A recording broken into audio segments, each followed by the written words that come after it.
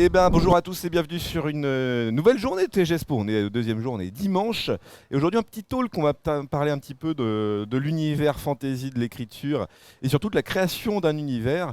Comment ça se passe, quel est le process, quelles sont les démarches, comment que ça se passe, quoi.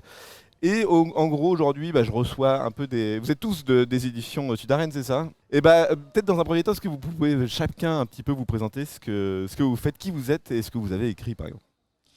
Ok, moi je suis Rachel H. J'écris donc chez Imaginary Edge Édition, qui est une nouvelle maison d'édition filiale de Sudarène.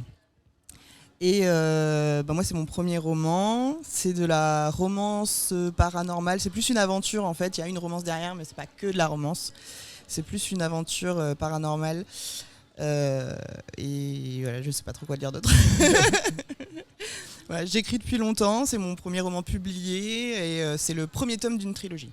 Ok, ok, ok. Et tu t'es fait découvrir par, alors du coup, pas Sudarène directement, mais par l'autre boîte d'édition. Comment, Ouais. du coup, t'as transmis ton script ou Ouais, on... en fait, j'ai vu que cette maison d'édition ouvrait ce qu'on appelle des soumissions. Ouais, Donc c'est à ce moment-là, on peut envoyer nos manuscrits avec une sorte de petit dossier, avec une lettre un peu d'intention. Ce qu'on appelle une lettre d'intention, ça va être expliquer un peu ce que raconte ton roman, avec un synopsis aussi, et pourquoi tu penses que ton manuscrit irait bien à cette maison d'édition. Si au niveau de la ligne éditoriale, si ça correspond, dans quelle collection tu le verrais bien, enfin pour montrer aussi que tu as fait des recherches sur la maison d'édition et que tu l'envoies pas aussi au hasard. oui, ok. Voilà. Donc les soumissions étaient ouvertes, donc je l'ai envoyé et j'ai eu une réponse au bout de 6 mois à peu près. Comme quoi j'étais prise. Eh ben super, bravo. Merci. Alors peut-être Akali, c'est ça? C'est ça. Bonjour, moi c'est Kali. Et pareil, j'écris de la romance, tout ce qui est imaginaire. Donc mon univers mélange tout ce qui est amour avec, ça dépend. Soit ça va être plus du fantastique avec des créatures style la vampire, loup-garou, ce genre-là. Soit ça va être un peu un univers plus épique qui se rapproche de ce qu'on dirait Narnia. Ça va être Ouais. vraiment un monde totalement inventé avec de la magie et ce genre de lieu. Et toi, donc c'est aussi ton premier roman chez Sudarène ou... Alors en fait, mon roman il a été publié chez Sudarène il y a 3 ans, donc Ouais. c'était le premier tome de ma saga. Et récemment, j'ai écrit un deuxième roman, tourné plus vers le fantastique cette fois, que lui sera publié aussi courant 2024. Ok, ok, ok, très bien. Voilà. Et donc Scarlett, c'est ça? Ouais. Donc moi, à l'heure actuelle, j'ai écrit 2 livres, donc c'est 2 sagas différentes. On a les Chroniques du sang, tome 1 Naissance, donc qui est un univers fantastique vampirique sur fond de romance. Ensuite, on a Le Monde d'Ancalus, donc la Compagnie des Sept, qui est un premier tome aussi. Donc là, c'est de l'heroic fantasy pure. Ouais.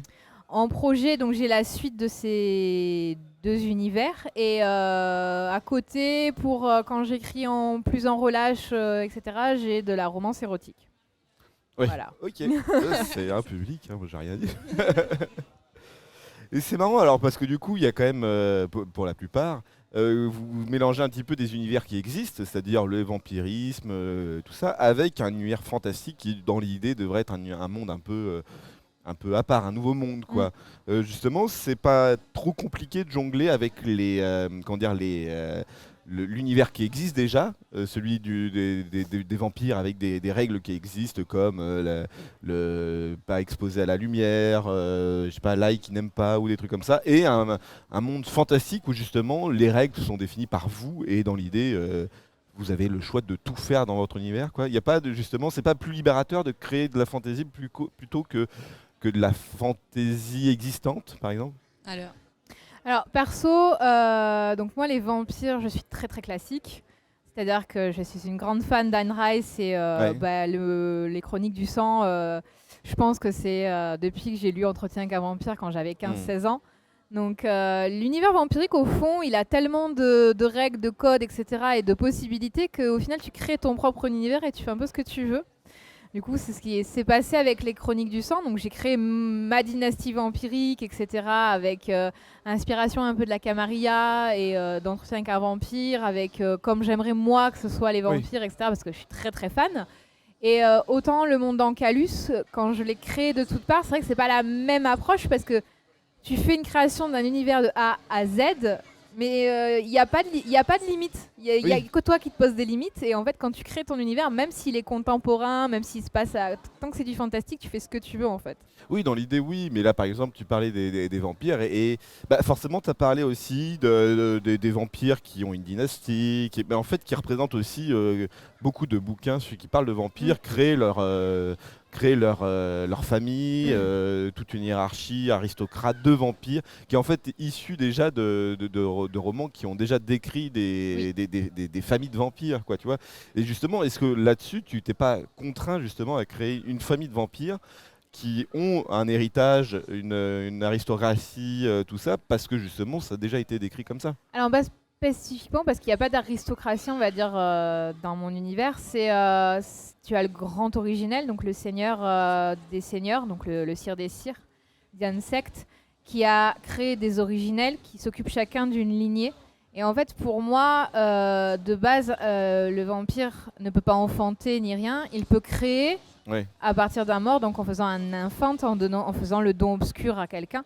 Donc c'est plus une hiérarchie, un arbre généalogique, si tu veux, vampirique, que vraiment une dynastie, une famille, etc. D'accord, ok, je comprends. Ouais. Juste, en fait, ce que je pense que ta question, c'était aussi comment écrire quelque chose de nouveau sur des personnages qui ont déjà des codes depuis longtemps. Mais en fait, moi, j'avais un prof d'écriture qui m'avait dit de toute façon, tout a déjà été écrit. Ah bah oui. Et c'est à toi, en fait, d'ajouter ta patte et de trouver les idées qui font que ça va évoluer. Et puis aujourd'hui, la mythologie, c'est vachement vaste, en fait. Même des personnages comme les vampires, tu vas pouvoir trouver à un moment une petite rumeur ou une petite légende qui n'est pas très très connue et tu vas pouvoir l'utiliser et la développer après dans ton univers. Oui, mais par exemple, si tu reprends l'exemple par exemple de Twilight, qui reprend les codes des vampires, parce qu'à la base c'est des vampires, mais qui les change un poil trop, tu vois, c'est devenu un peu, après ça reste un roman plutôt de romance, plutôt orienté pour un public féminin, et c'est peut-être le succès qui a fait qu'il s'est pris un shitstorm un peu dessus, comme ça, mais tu vois, il a peut-être un poil trop enfin c'est une autrice, donc elle a peut-être un poil trop dérivé des codes, et c'est peut-être pour ça aussi que c'est arrivé, et qu'elle a peut-être trop tenté de changer les codes, par exemple le fait que les vampires peuvent être exposés au soleil, par exemple. Alors moi perso, dans mon histoire, plus tu es puissant, plus tes faiblesses vampiriques disparaissent. Oui. C'est-à-dire que sortir au soleil, l'héroïne Jézabel en a la capacité. Mais tu as toujours cette... En fait, ce qui est intéressant pour moi dans le mythe vampirique, c'est plus tu es vieux, plus tu deviens puissant. Donc quand tu es jeune, tu peux pas, tu es obligé de dormir la nuit, tu as la torpeur qui te prend, etc. Et plus tu vieillis, plus le sang prend maturité comme du vin, en fait, plus tu es fort et plus tu seras moins sujet à dormir, etc. Donc c'est vraiment ce côté-là que je préfère chez les vampires dans l'idée. Si on reprend Dracula, si on prend Carmilla de Le Fanu, etc., tu as cette idée que plus le vampire est ancien, plus il est puissant. Ouais. C'est ça qui m'intéresse dans la mythologie du vampire, outre le caractère inhumain du monstre, qui est à la base quand même un homme ou une femme, et cette capacité qu'ils ont chez beaucoup de vampires, par exemple, ce que je veux dire, c'est que ils sont figés à leur temps, à leur époque, et ils ne peuvent pas évoluer. Moi, ce qui m'intéresse, c'est de faire des créatures qui sont capables d'évoluer et de s'adapter à leur époque. Chez Anne Rice, tu as beaucoup ça. C'est le genre Louis Lestat, ils le disent, à chaque fois, ils transforment un humain à une période parce qu'ils ne peuvent pas s'adapter au siècle. Moi, j'ai pris le chemin inverse. Eux, ils arrivent à s'adapter au siècle et à prendre part sur l'humanité et à être toujours dans l'ombre, etc. Un peu comme dans Blade, je ne sais pas si tu connais. Non. Dans Blade, tu as le héros, avec Wesley Snipes, tu as les cases vampiriques qui sont toujours derrière, etc., qui sont puissantes, etc.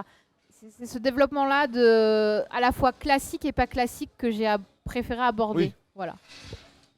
Après moi, personnellement, j'aimais cette liberté qu'on avait avec le fantasy parce qu'on pouvait vraiment créer ce qu'on voulait. Des créatures, même si elles étaient déjà vues, on pouvait les changer et en faire vraiment ce que nous, on souhaitait faire. Et avec les côtés fantastiques, ce mythe de vampire, je me suis donné le challenge de créer une créature qui existe déjà, mais en même temps à ma façon. Ouais. Et j'ai fait le choix de choisir les vampires psychiques, parce que c'est des vampires qu'on ne voit pas tellement en fait. Et du coup, justement, j'avais peut-être un peu plus de liberté que les vampires lambda qu'on voit tout le temps. Donc, je ne fais une créature totalement à part avec ses propres règles, sa propre hiérarchie qu'on ne voit pas forcément dans les vampires de tous les jours, dans les autres livres, quoi.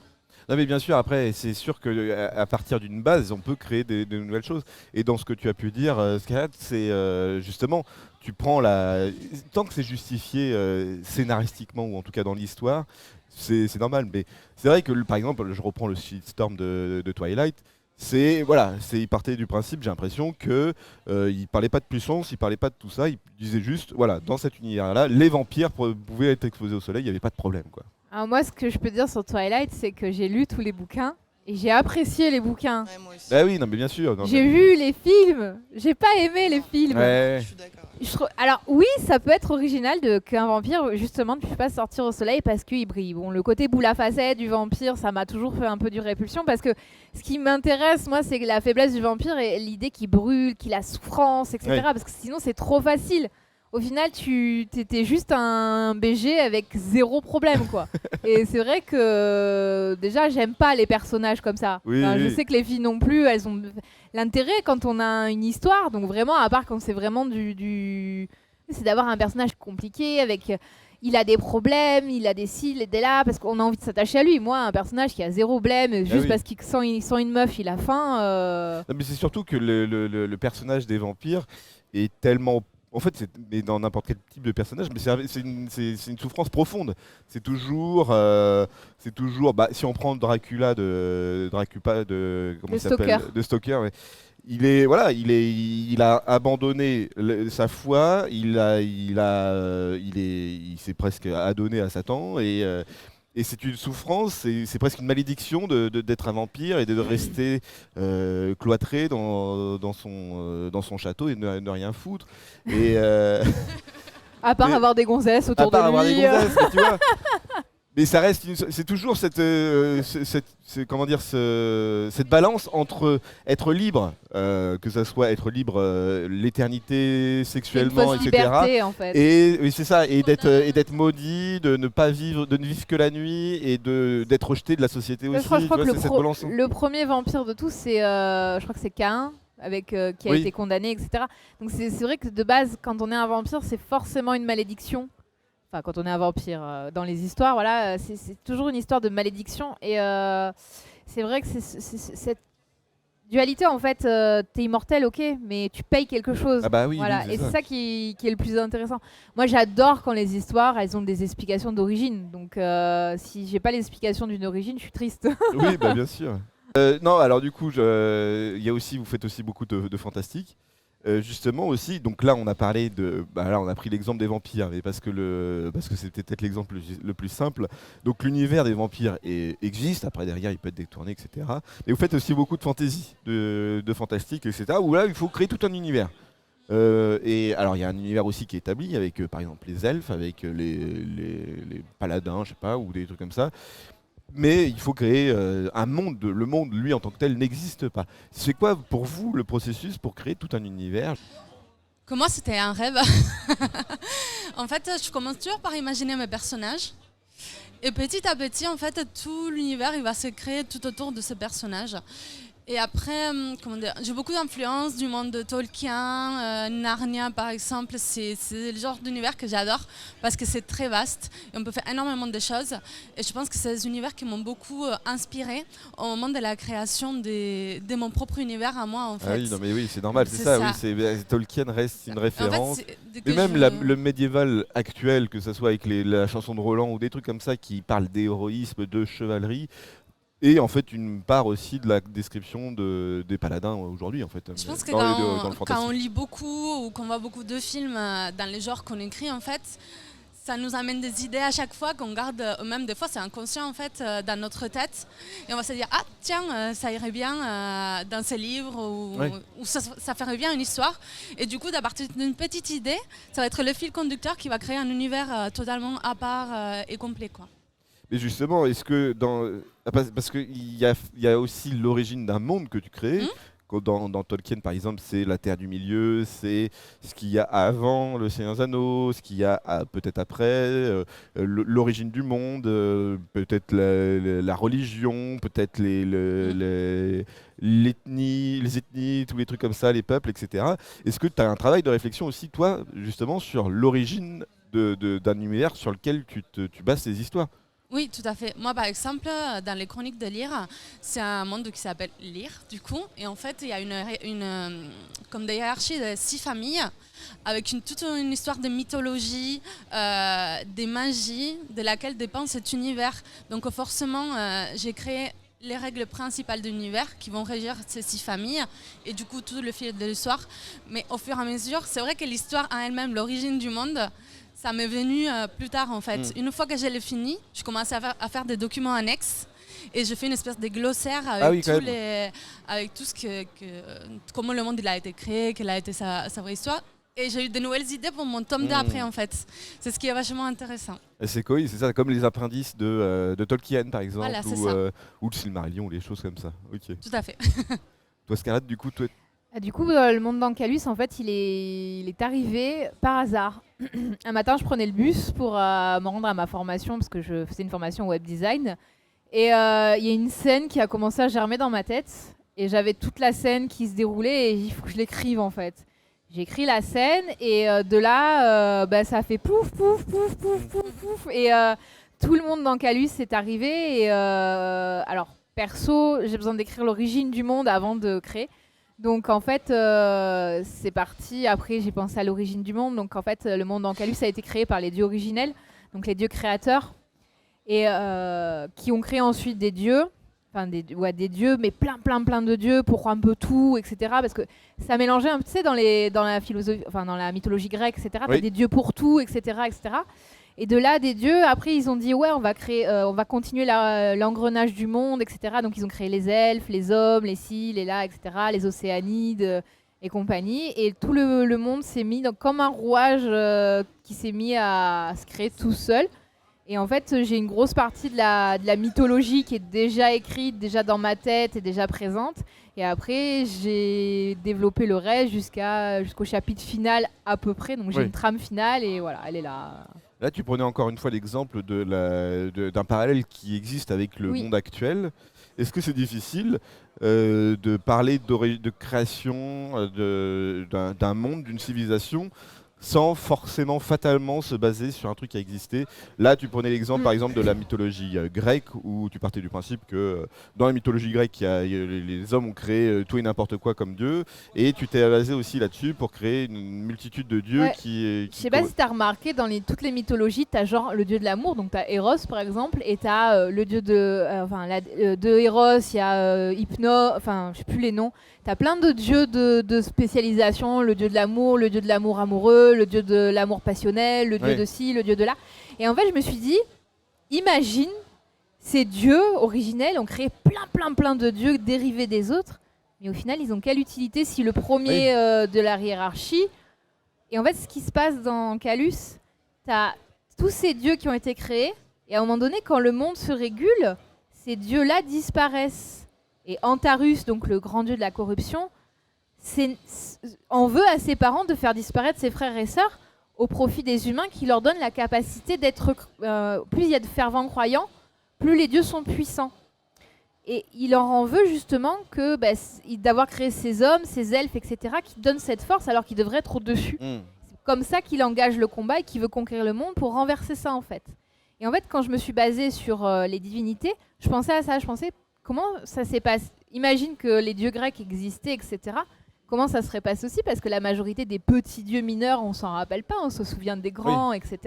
Donc je me suis dit, comment tu réagirais si tu étais un dieu, en fait, et que tu voyais tes frères et sœurs mourir parce que les hommes ne te prient pas assez et que tu disparais peu à peu. Mais je comprends. Mais du coup, les divinités, j'ai l'impression, dans les histoires de fantastique ou fantasy, etc., sont un peu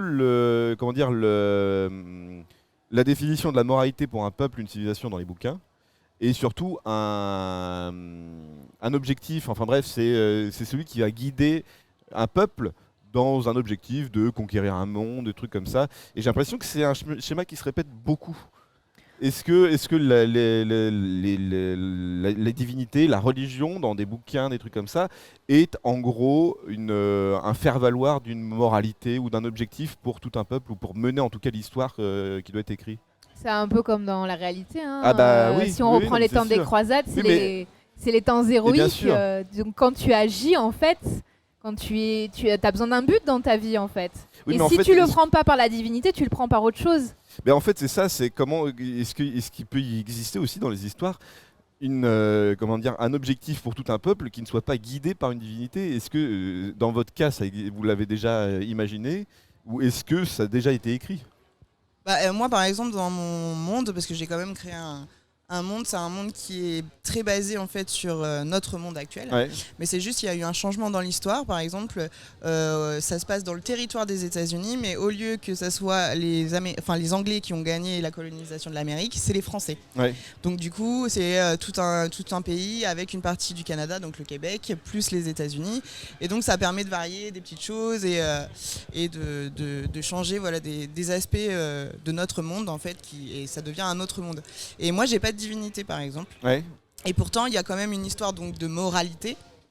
Parce que moi, il y a des esprits en fait dans mon livre et ces esprits, ils sont quand même là parce qu'ils ont subi une mort violente, ils n'ont pas pu rejoindre. Voilà, moi, il n'y a pas de paradis et d'enfer par exemple dans mon univers. Donc c'est pas un dieu, il n'y a pas de dieu en fait. Bah, toi, Justement, c'est ce qu'on essaye de déconstruire. Ah oui. J'essaye de déconstruire ça. Parce que toi, tu es dans un monde justement où, bon, on part du principe que c'est un empire français qui a perdu toute divinité. Non, en fait, il a pas perdu toute divinité, mais en fait, moi, il y a Dieu existe. Dieu, les gens croient en Dieu, mais en fait, moi, mon héroïne, elle va se rendre compte que finalement, c'est pas Dieu qui régit tout le truc et que c'est d'autres choses. D'accord. Voilà. Ok. Et donc moi, au final, il n'y a pas de Dieu. Justement, il y a des esprits qui sont étonnés, qui disent je vais aller au paradis ou je vais aller en enfer. Et non, il n'y a pas de paradis, il n'y a pas d'enfer, il y a autre chose. D'accord, ok, Voilà. je comprends. Mais c'est marrant parce que oui, c'est du fantastique par rapport à, c'est presque de la science-fiction ce que tu fais parce que du coup Non, parce que c'est une base réelle avec des. Ouais, parce que la c'est- science-fiction, t'as vraiment un univers. Souvent, là, c'est plus futuriste. Oui. Voilà, c'est la technologie. En fait, la science-fiction, c'est la technologie qui a pris le pas. Et moi, c'est plus quand même Mais ça peut être aussi un peu d'ésotérisme ou de Ah oui. métaphysique. Oui, complètement. qui- En fait, moi, je me suis basée sur sur le bouddhisme Ouais. et sur l'hindouisme. Et on croit pas mal, par exemple, chez les bouddhistes et les hindouistes, que on n'est pas qu'un seul être, et en fait que quand on meurt, on se retrouve dans un espèce de cosmos et de bain cosmique. Si on n'a pas été suffisamment bienveillant, si on n'a pas atteint tout ce qu'on est censé atteindre, on retourne sur Terre, c'est la réincarnation. Et si jamais on a suffisamment évolué, on reste dans ce bain cosmique et on retrouve. Le Nirvana. Enfin voilà. Et en fait, c'est un tout, et c'est plus une individualité. Oui. Une individualité, c'est un tout. Ok. Voilà. Et alors, encore une fois aussi, du coup, vous avez aussi une part de romance, en tout cas, comment dire, de romance, qui est un genre un peu particulier aussi, qui est très, très spécifique. Pour moi, je ne lis pas particulièrement de romance, mais qui a un public très, très restreint. Est-ce que c'était une envie parce que vous aviez une histoire de romance à décrire, ou est-ce que ça doit être considéré comme un genre comme les autres, quoi? Moi, pour moi, déjà de base dans ma vie, je trouve que l'amour, c'est forcément un moteur très très puissant et on en a tous besoin. Et il n'y a pas d'histoire sans amour. C'est très rare que même dans un film je sais pas, un film d'action où t'as que des explosions partout, t'as forcément un mec et une nana à un moment donné qui vont se tourner autour. Et du coup, moi, c'était logique d'introduire une histoire d'amour, mais moi, ça tourne pas autour en fait. Oui. Il y a une belle histoire d'amour qui est bien dans tout le premier tome, mais par exemple dans le deuxième tome il y aura beaucoup moins de romance. Ça dépend, c'est pas mon genre, voilà, c'est pas ce que je vais écrire forcément. Mais je trouve que c'est important d'en avoir dans une histoire. Et c'était tout seul, c'est venu tout seul en fait. Et C'est important dans le déroulé de l'histoire ou c'est important dans l'évolution du personnage? les deux. les deux, mais c'est surtout important dans l'évolution du personnage pour ma part en tout cas, parce que ça va lui changer un peu la vision de certaines choses et par rapport aux idées qu'elle avait. Et en même temps, c'est important dans l'histoire parce que c'est nécessaire pour la suite de l'histoire et pour l'évolution aussi du monde. Et,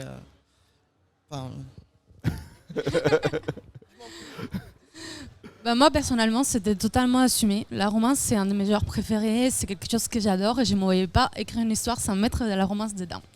Après, pour moi, la romance, par exemple, sur la romance fantasy, donc mon premier livre, c'était une nécessité pour les deux héros, les protagonistes de l'histoire, de s'unir parce que de leur union dépend, en gros, la survie du monde, en fait. Donc, même si au départ, ils sont opposés à ce que leur vie elle soit régie par ces règles-là, ça va être le but. Bon, ensuite, il y aura tous les sentiments. Et en fait, c'est une relation très complexe parce qu'ils sont tiraillés entre leurs devoirs et leurs vraies envies, en fait. Et petit à petit, il y a des éléments qui vont venir se fixer autour, qui vont faire que les sentiments vont se développer. Mais voilà. Et alors que dans le deuxième, c'est plus une histoire d'âme sœur. Et pareil, ça devient une nécessité pour qu'on puisse faire avancer l'intrigue. Donc c'est vrai que de mon côté, c'était totalement assumé parce que je ne me vois pas écrire sans inclure de la romance dedans, en fait. C'est vraiment mon genre. C'est juste que j'aime bien, je me sens prisonnière en écrivant de la romance contemporaine parce que j'aime bien créer, j'aime bien avoir un univers un peu à part. Ouais. Mais quoi qu'il en soit, il y aura toujours de la romance. En fait. D'ailleurs, en fait, le genre romance, ça correspond à quoi? La science-fiction, c'est, comme tu as pu dire, c'est de la technologie qui évolue. Le fantastique, c'est la création d'un nouvel univers. La romance, c'est quel genre? C'est en gros une histoire qui tourne autour d'évolution de sentiments, c'est de l'amour avec un grand A et tout le développement du personnage se fait autour de ça. Comment tu pourrais toi décrire le genre de la romance? En fait, ça dépend. Il y a beaucoup de styles de romance et ça dépend du fil de l'intrigue de l'histoire en fait. Parce que ça peut être de la soft romance, donc il va y avoir de la romance, mais comme elle disait Rachel, l'histoire ne va pas forcément tourner autour. Comme ça va être de la romance, et il y a d'autres genres qui vont venir se fixer dessus. Donc la romance, elle va être nécessaire pour pouvoir faire avancer l'intrigue, ce qui est mon cas par exemple. Donc après, je pense que ça dépend de ce que l'auteur il veut bien sûr, écrire, montrer et communiquer avec son histoire en fait. Oui, mais il y a bien ça, il y a bien le sigle, le label romance qui va être marqué dans le bouquin et qu'il faut pouvoir décrire aussi. Ouais. Après, il y a, comme disait Kali, il y a plusieurs degrés de romance, suivant si ta priorité c'est la romance comme chez Kali, et suivant si moi c'est un élément de l'histoire, mais ça tourne pas autour de l'histoire. Donc après, tu as plusieurs romances aussi, parce que tu as la romance érotique, un peu dont Scarlett pourrait nous parler. Ouais. Et tu as différents styles de romance. Après, tu as des romances feel good aussi. On appelle les feel good, où vraiment c'est de la romance pure, c'est des gens qui se rencontrent et c'est des évolutions de personnages. Il y a beaucoup de... Ouais. Je sais pas s'il y a si vraiment un livre avec une romance pure, on va dire, ça existe en fait. Parce que je pense que oui, t'as vraiment maintenant où c'est que de la romance de A à Z. Déjà dans les romances érotiques, quand c'est marqué romance érotique, c'est que de la romance avec du hot dedans, etc. Moi, je vois les 3 livres que je fais. Donc t'as les Chroniques du sang où la base c'est la romance parce qu'en fait l'histoire c'est Laurence qui était un homme ordinaire, donc marié, père de famille, etc. qui va faire la rencontre de la personne qui bouleverse sa vie, qui change tout son univers. Donc il fait devenir vampire, etc. Donc ça c'est vraiment la base, le noyau dur du roman, c'est de la romance où on suit ce cheminement. Alors que le monde d'Ancalus, il y a de la romance dedans, comme on peut trouver dans tous les classiques, The Witcher, enfin Le Sorceleur, Tolkien et compagnie. Mais c'est un élément qui se rajoute à tous les histoires de fratrie, les histoires de Cid, etc. Donc ça dépend, tu vois. Et il existe des pures romances où de A à Z, dans toutes les collections Harlequin, c'est que de la romance. Voilà. Tu as vraiment des thèmes généralistes où c'est vraiment que du love, où le livre ne pulse que sur ça.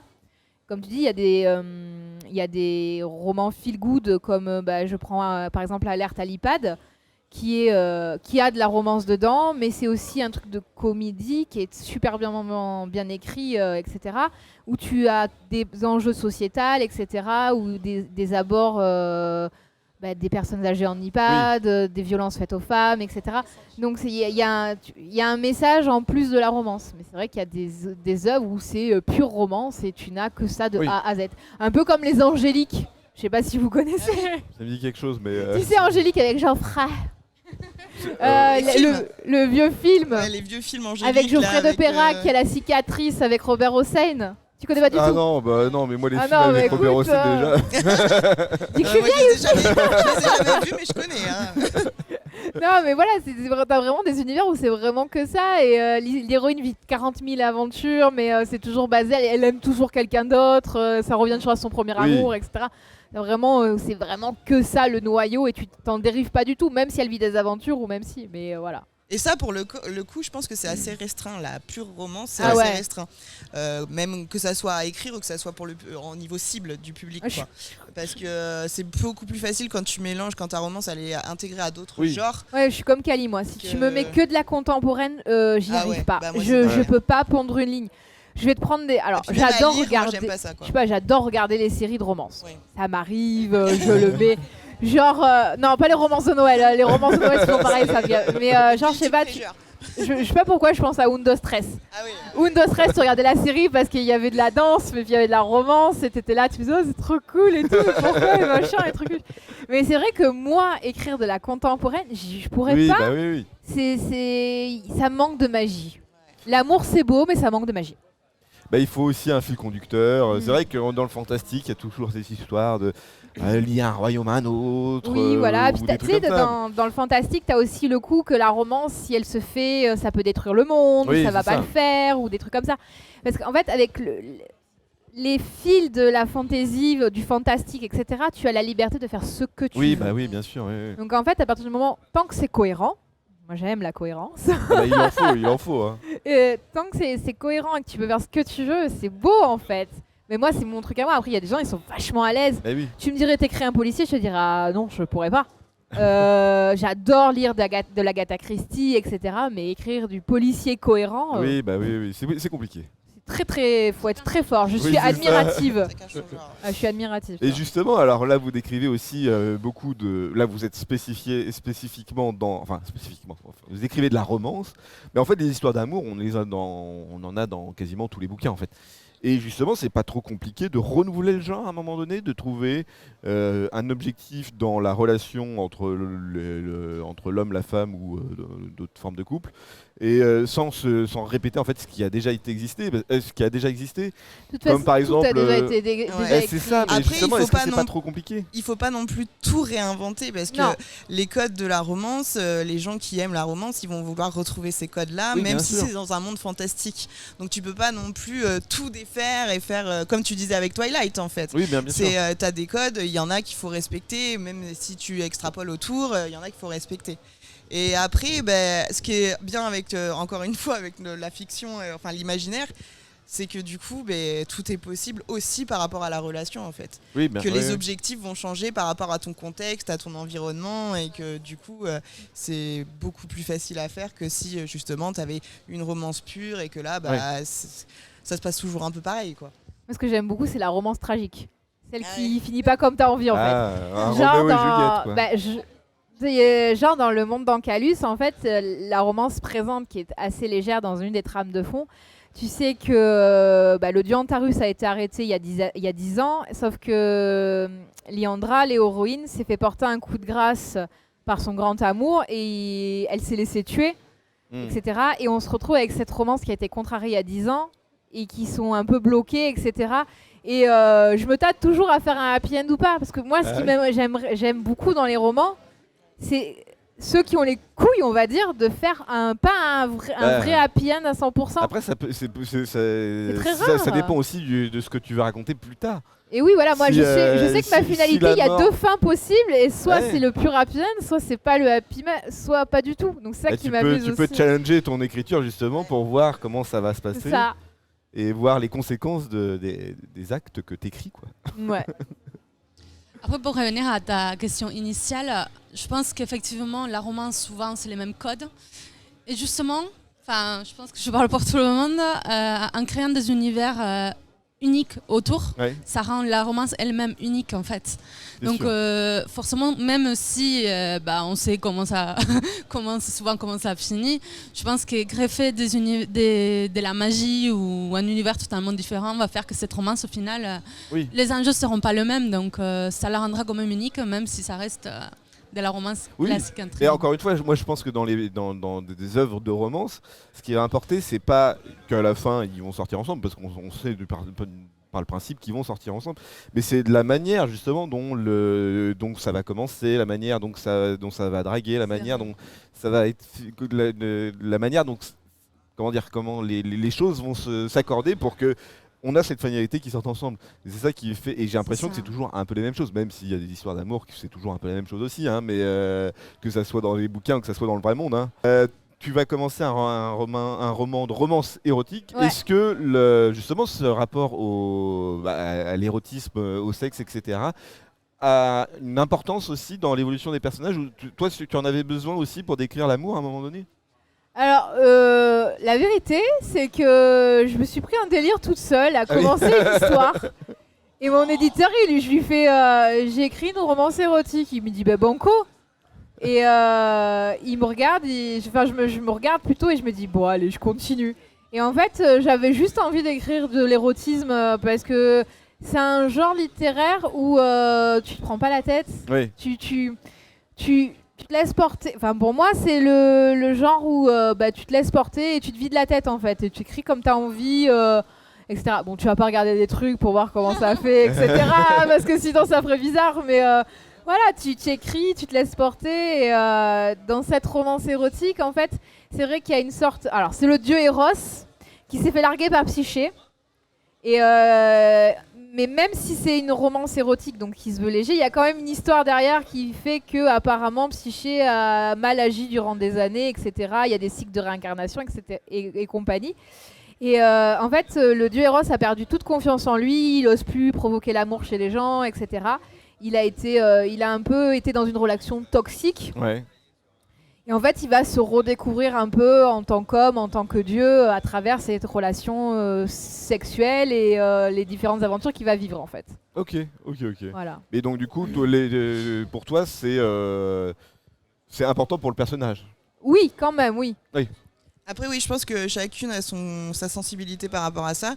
Je sais que les filles, elles aiment bien mettre un peu de hot dans leurs livres. Il y a toujours une scène, moi, c'est obligé. Moi par contre, je suis pas à l'aise forcément à écrire ce genre de scène. Donc il y en a pas.